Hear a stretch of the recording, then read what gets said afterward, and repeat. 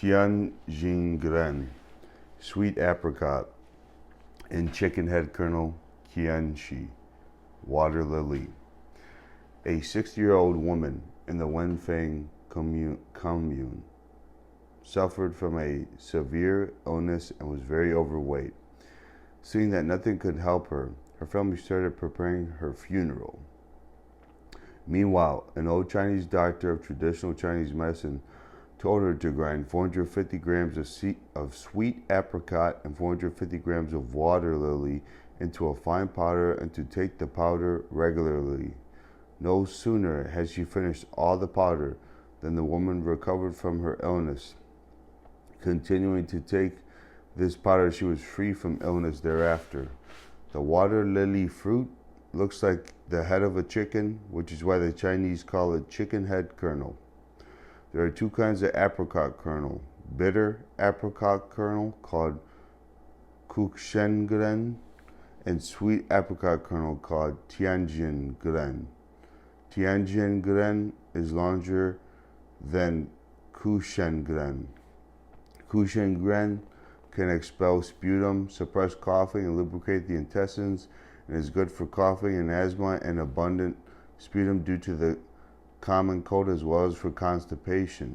Tianxingren can lubricate the lungs, suppress coughing, and make the intestines smooth. It is better for a chronic cough or a dry cough without sputum due to yin deficiency of the lungs. In a celebrated classic entitled 1000 Ounces Gold Classic, published in 682, Sun Shu Mao, 581 to 682, presented a formula for longevity called sweet apricot mixture. You fry 5 kilograms of sweet apricot kernel quickly over low heat until dry. Grind it into powder and immerse it in rice wine. Next, you strain it and mix the liquid with 2.5 kilograms of honey to make a 7.5 kilogram mixture, which you boil over low heat again until it becomes as thick as jelly. Then you put it in a container and seal it tightly. Take 20 to 35 grams of this liquid per dosage to recover from an illness and achieve longevity. Tuber of multiflower knotweed, Heshouwu, Mr. He's black hair. In 812, a 56-year-old man by the name of He was pruning his trees when two plants a few meters apart suddenly caught his attention. He thought it was very strange that the vines of these plants were crossing each other, not unlike a man and a woman embracing each other in love. There's got to be a good reason for these plants to be doing this kind of thing, he thought. He then dug out the roots of the plants and brought them home to cook and eat as food. He had been so weak since childhood that he had never married. However, after consuming the roots for 7 days, he began to have a desire for marriage. After consuming the roots for a few months, he began to feel much stronger, and after 1 year of consumption, his gray hair had all returned to black, and he began to look like a young man. At that point, he got married and then fathered a baby boy.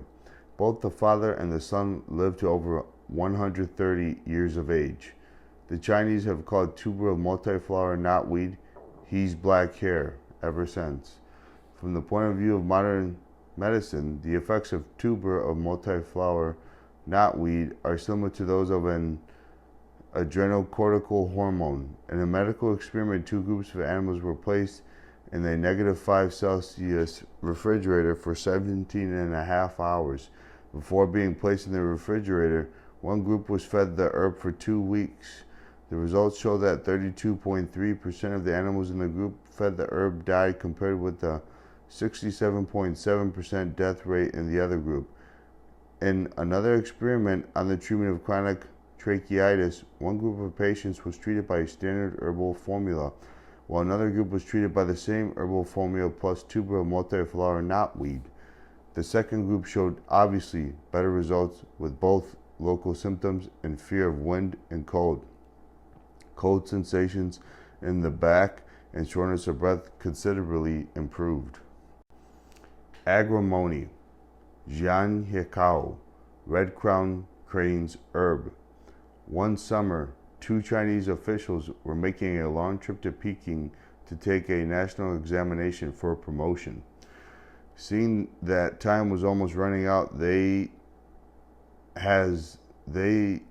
hastened their journey, only to find themselves in a desert without any village in sight. They were hungry and thirsty and physically exhausted, but they could find neither water to drink, food to eat, nor a place to rest.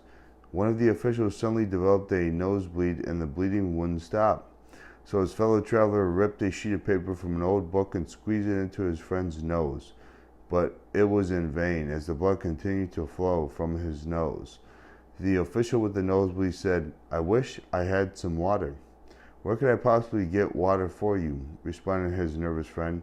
"We are on a wide desert now. We're in dire straits. I wish someone would help us." At that moment, a bird flew past them with a loud cry. The official with the nosebleed looked up and saw a red-crowned crane circling over his head.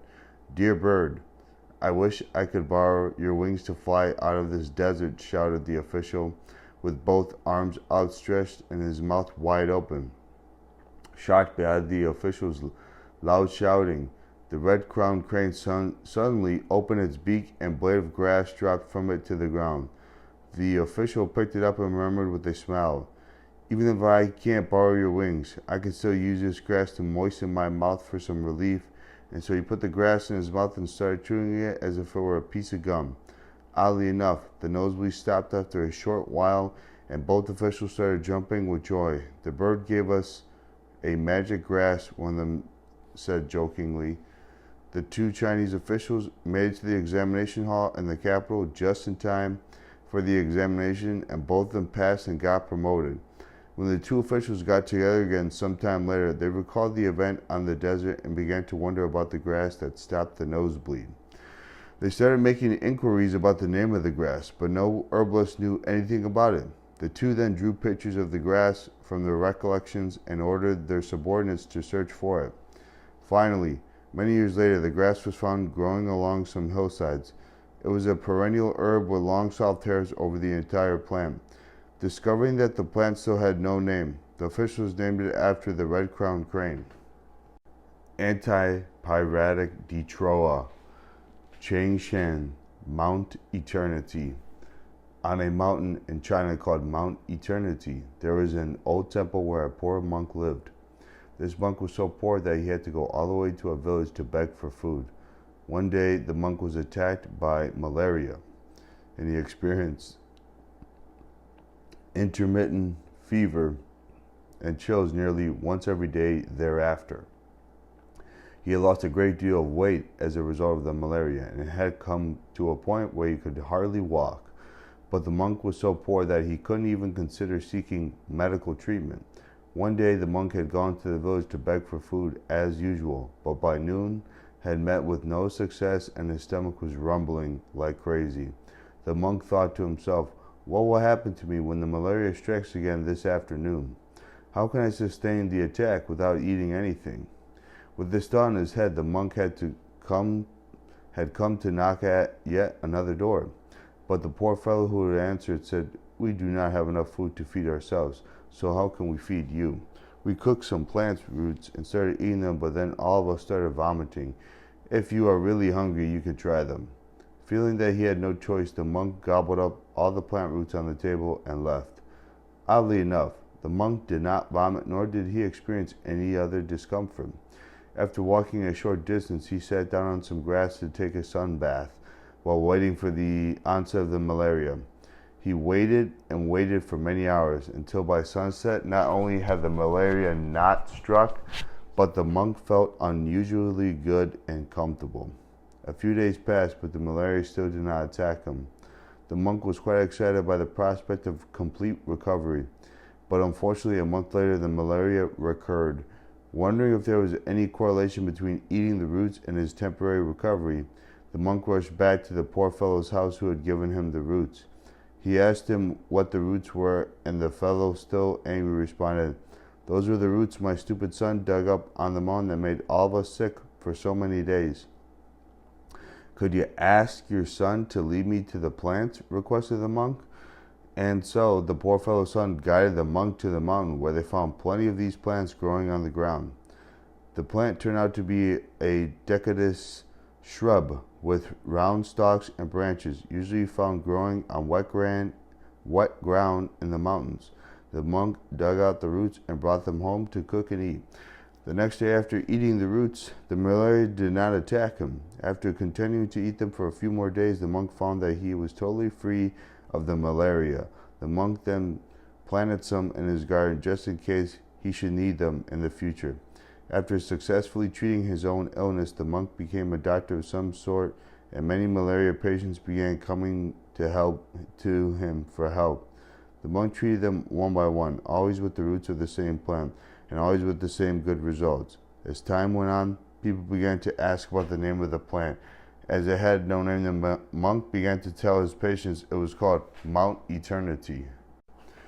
Asian Dandelion, Pugongying, Fisherman's herb. The 16-year-old daughter of a government official in ancient China was suffering from mastitis with a triangular lump underneath her left breast. She was in pain and was becoming very worried, but she dared not tell anybody about it, because deep down inside she felt very ashamed. But her disease was subsequently found out by her maid, who disclosed it to her father, pleading with him to hire a doctor. On inquiry into his daughter's condition, the official became very angry, as he suspected that his daughter must have done something immoral to have caused it. He rushed to his daughter's room and began to strike her in the face. "How could you do such a shameful thing? You are a disgrace to your family," shouted the father.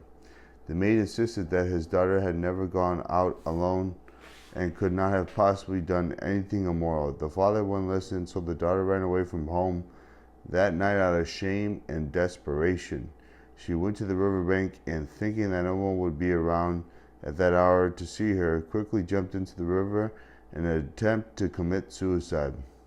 However, a fisherman was fishing from a rowboat nearby with his 16-year-old daughter. When they heard the splash, the fisherman's daughter instantly jumped into the river to save her. Once they were both on board, the fisherman was surprised to see that the girl was just about the same age as his daughter. The fisherman's daughter began to change the girl's clothes, and in the process discovered the swelling in the young lady's left breast. At that moment, she immediately understood the reason for her attempted suicide. After telling her father about it, the fisherman replied, "We will go dig some plants for her breast first thing in the morning." The plant turned out to be a perennial herb with white milky juice in it, yellowish flowers, and straight but fleshy and thick roots. They found the plants on the roadside not far from the river. They dug out a few plants that were about 100 grams in weight, washed them clean, and boiled them in water. Then they told the girl to drink the liquid. In the meantime, they crushed some of the plants and applied them to her breast externally. Upon hearing of the whereabouts and the attempted suicide of their daughter, the official and his wife, feeling greatly worried and deeply regretful, rushed to see the fisherman and to take their daughter home. Their daughter, grateful and in tears, said goodbye to the fisherman and his daughter and went home with her parents. Bringing a bunch of the plants with her, before she left, the fisherman kept reminding her to continue using the herbs for her illness. After she had recovered from her illness, she told her maid to plant the herb in the garden, so that she would always remember the fisherman. She named the plant after him without knowing his name. Asian Dandelion, Pugongying, Fisherman's herb. The 16-year-old daughter of a government official in ancient China was suffering from mastitis with a triangular lump underneath her left breast. She was in pain and was becoming very worried, but she dared not tell anybody about it, because deep down inside she felt very ashamed. But her disease was subsequently found out by her maid, who disclosed it to her father, pleading with him to hire a doctor. On inquiry into his daughter's condition, the official became very angry, as he suspected that his daughter must have done something immoral to have caused it. He rushed to his daughter's room and began to strike her in the face. "How could you do such a shameful thing? You are a disgrace to your family," shouted the father. The maid insisted that his daughter had never gone out alone and could not have possibly done anything immoral. The father wouldn't listen, so the daughter ran away from home that night out of shame and desperation. She went to the riverbank and, thinking that no one would be around at that hour to see her, quickly jumped into the river in an attempt to commit suicide. However, a fisherman was fishing from a rowboat nearby with his 16-year-old daughter. When they heard the splash, the fisherman's daughter instantly jumped into the river to save her. Once they were both on board, the fisherman was surprised to see that the girl was just about the same age as his daughter. The fisherman's daughter began to change the girl's clothes and in the process discovered the swelling in the young lady's left breast. At that moment, she immediately understood the reason for her attempted suicide. After telling her father about it, the fisherman replied, "We will go dig some plants for her breast first thing in the morning."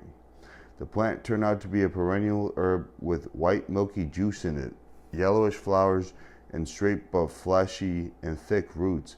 They found the plants on the roadside not far from the river.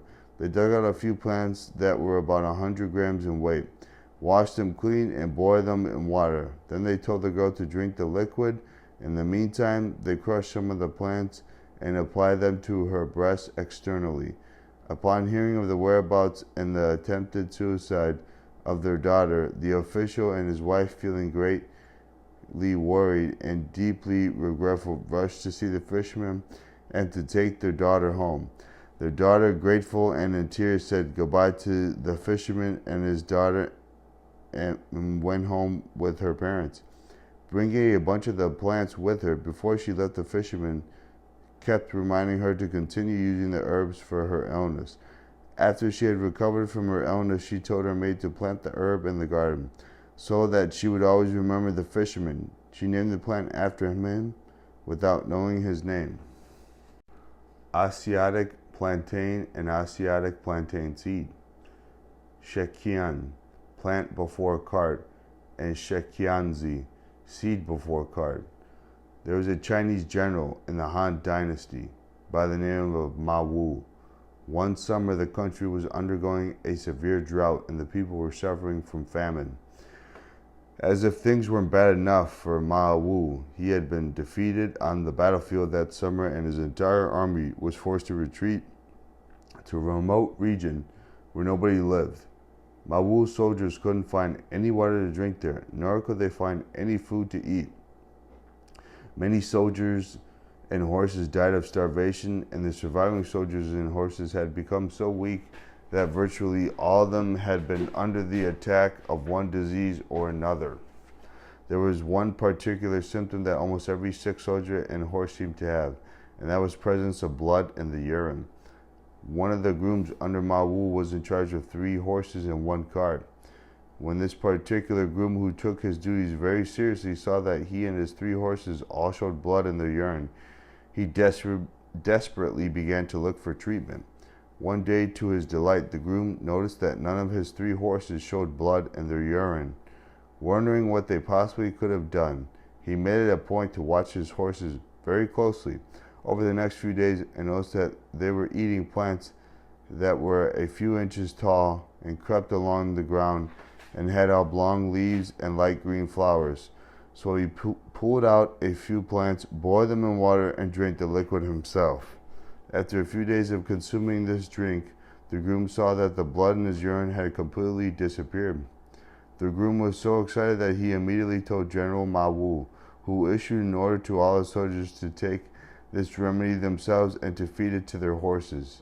A few days later, none of the soldiers and their horses showed any sign of blood in their urine.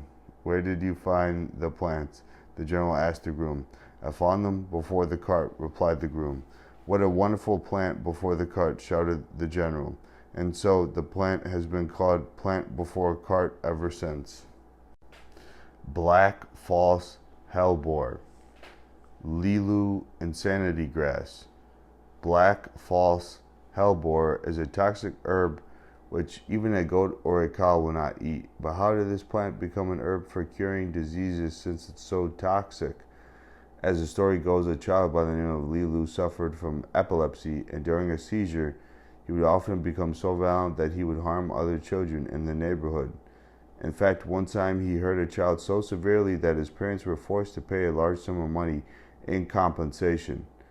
One day, Lilu's parents and his brothers were talking about the situation with Lilu, and the oldest son said, "What if Lilu kills someone the next time? If that happens, the whole family would suffer terribly." "I agree," said another brother. "So why don't we put Lilu to death?" Lilu's parents felt terrible about the thought of putting him to death, but since they couldn't figure out a better solution, they remained silent. The following day, Lilu was undergoing another epileptic seizure. Anticipating the possibility of violence, Lilu's oldest brother pushed him to the ground and forced a cup of fresh black false hellebore juice into his mouth in an attempt to poison him to death. Lilu began to vomit a few minutes later.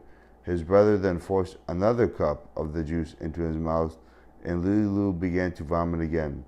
When Lilu finally stopped vomiting, he got up and walked into the kitchen to eat a bowl of rice. From that point on, Lilu never had another seizure. This herb was appropriately named after Lilu.